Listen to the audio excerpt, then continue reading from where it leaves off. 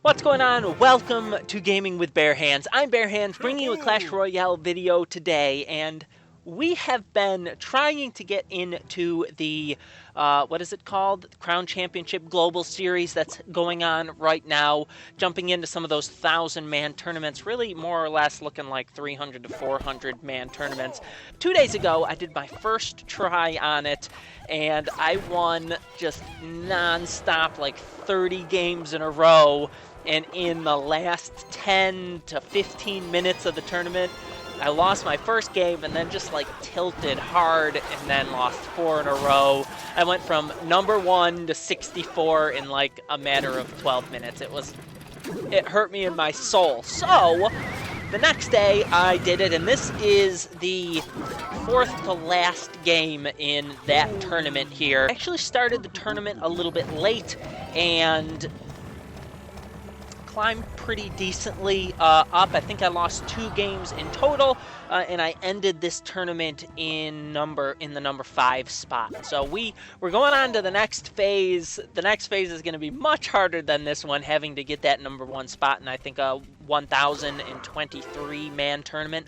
So definitely a daunting task, but you'll never do it if you never try. And you just get better by practicing under pressure like that. And so we're actually doing a pretty good game here against Morningwood. He doesn't have the login here, it doesn't seem like, which is a shame with that name. But he is playing with a graveyard deck. We're going to get that baby dragon going on the graveyard, a great counter to the graveyard, but that miner is doing work, and if you guys jump into any of these tournaments, know that you're going to play a lot of graveyard decks, giant graveyards, this miner graveyard deck variation. There are just a lot of graveyard combinations out there, and I am playing, because I haven't had a ton of time to grind with different types of meta decks, I've just been playing with this graveyard deck that you guys have already seen videos on it, but he is going to end up taking out this left-hand tower here, so we're going to start putting pressure on the right-hand tower, because, you know, knowing that he's probably going to end up taking it out, I want to be ahead of the game over here on the right-hand side. Now, graveyard decks are hard to get that second tower out, so it would have been better if I had just gone for a 1 crown victory. Don't get a lot of 2 crown victories with a graveyard deck, in my opinion. Let's go ahead and get these skeletons down. Miner's working on the tower. He's going to zap this stuff away. Skeletons just overrun us, and I might have overcommitted a little bit there. Probably could have done with just getting the knight there to kind of clean up the little stuff. And so, baby dragon coming here. Guys, baby dragon against Inferno Tower is so good. The pathing is awesome. It goes past, look at that. The Inferno Tower was down 2 spaces away from the river and the tower, and it still went by it. It's just ridiculous. Probably the saving grace to playing a lot of the graveyard decks, because I usually start up a bowler push with this deck, and then they get that Inferno. Look at this.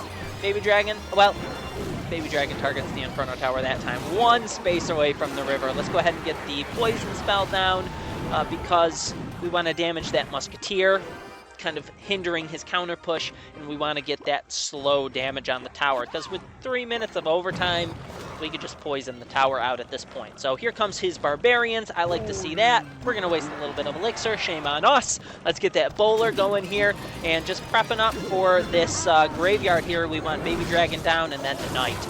And that's pretty much going to shut that down.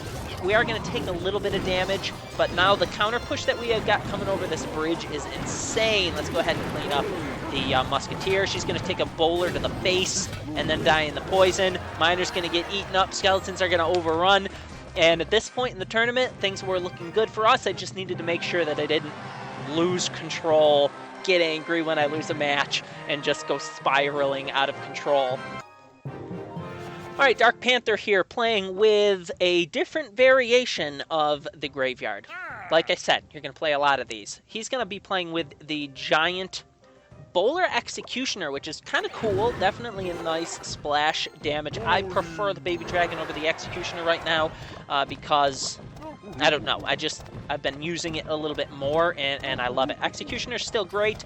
His Giant's going to come down here, so when they throw tanks in the back, I prefer to get that bowler going real slow in the back too, so that it kind of meets their push here. And then if they back it up really heavily, you can tornado things together, and that Giant will just melt as it's getting shot by the tower, the dragon, the bowler. He's going to actually go ahead and throw a tornado down too. Doesn't benefit him quite as much because our bowler was clipping his executioner there while it was out of range because his bowler was in front. Then we start up this graveyard. Our bowler is not actually going to soak anything. The graveyard tanks for the bowler, which we're okay with that, and it is going to throw in its last dying breath one more extra bowler. One boulder, I guess it would be a bowler. Can't even talk. Excuse me. Here comes that Giant. You guys know what to do. Get this bowler started up down in the back here, or depending on where the Giant is, I'm going to start it over to the side here so that it meets it as it's coming over the bridge. He's going to throw his bowler down again. There's his Mega Minion. See, it's the flying stuff that gets you. We can throw the Baby Dragon here to start working on that Mega Minion. And I'm not going to throw anything else down at this point because the tower's going to work on the Mega Minion. The bowler is going to kill the other bowler because the Baby Dragon's hitting that. And now we've got a counter push coming here as the bowler comes to cross the river. I throw the graveyard down a little bit too soon. Maybe I wanted it to tank for the bowler again. The graveyard tanking. His tower's going to come down into poison range, and at this point, now you just bottle up because poison can win you the game.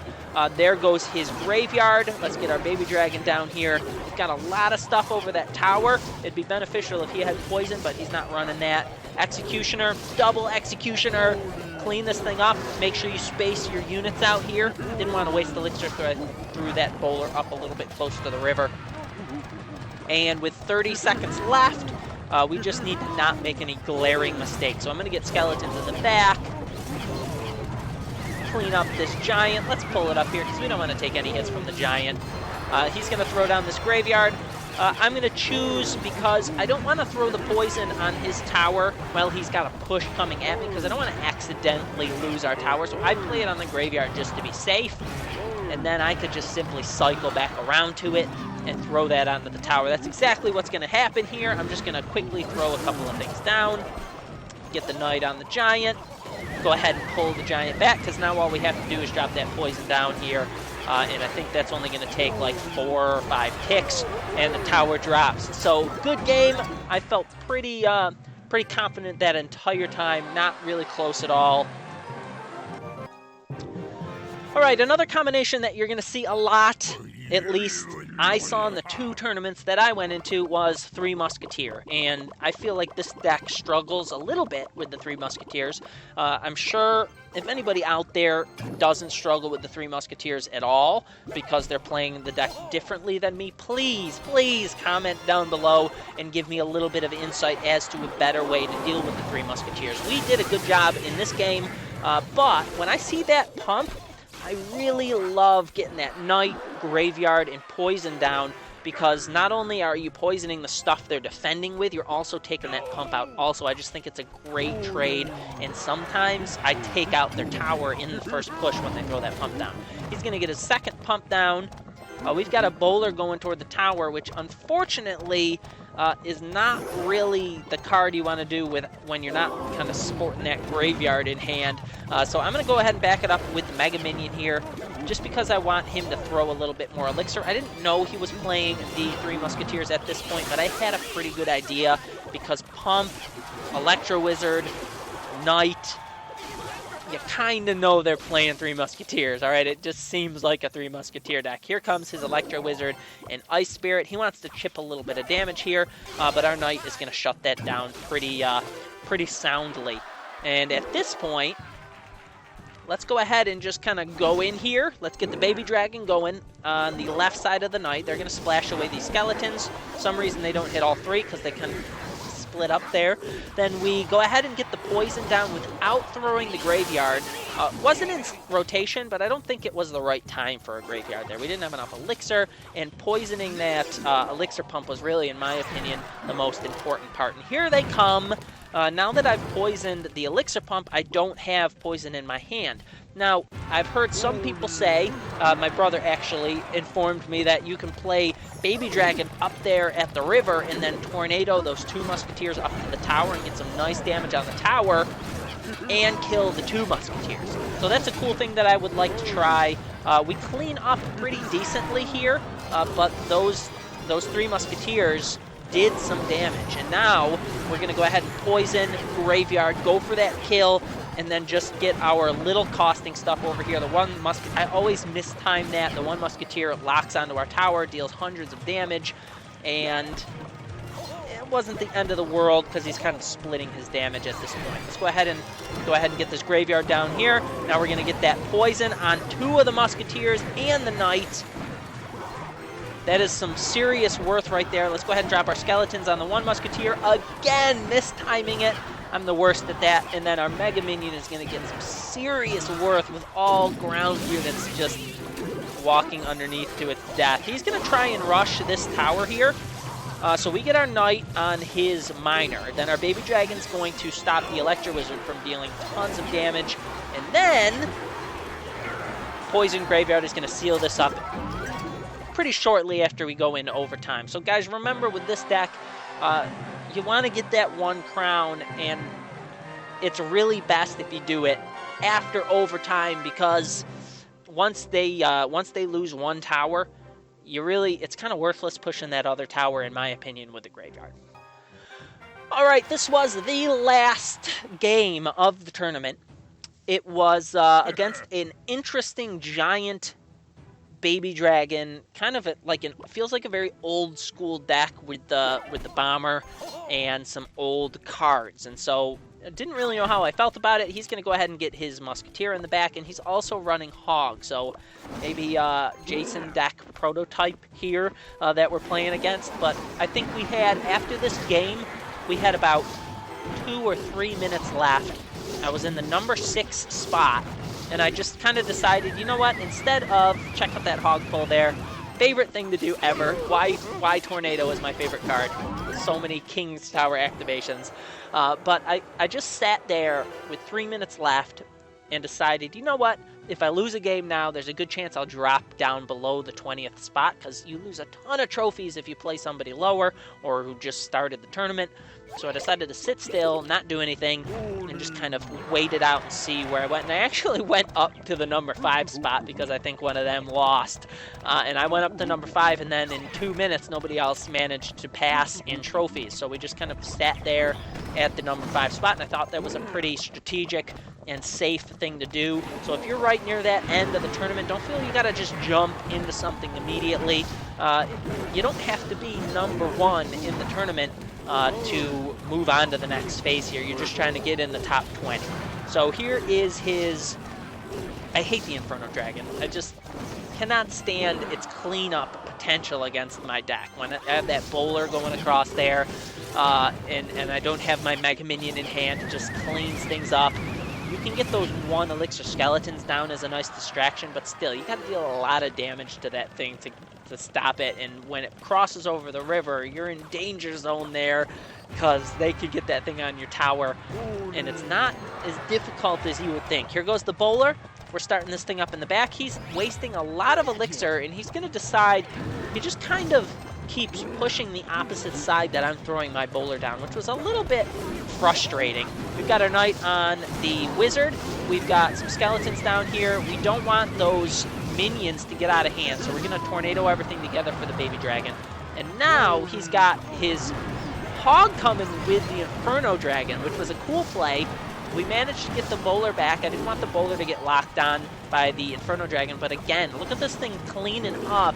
Even though it's right on its last leg, it basically kills my bowler. And then I throw the Graveyard down there, thinking my bowler would have more health, but it just like dropped so drastically near the high damage point of that Inferno Dragon before it died. So not the most beneficial Graveyard push there, but it got him to throw his wizard and stuff over here on this side. So I'm able to double splash tornado this mess. His wizard goes ahead and dies behind the hog, and now this is a nice push for the graveyard. I go ahead and throw the skeletons down in case he went ahead and threw his Inferno Dragon down. Poison's going to take out the Musketeer. Minions do such a great job at cleaning up the graveyard, but we're still chipping little bits of damage here. And throwing that giant down, not sure how I feel about that, because it just kind of stalled the rest of our units and stopped them from dying. Here comes his hog. Let's go ahead and pull the hog over so all 3 towers can shoot at it.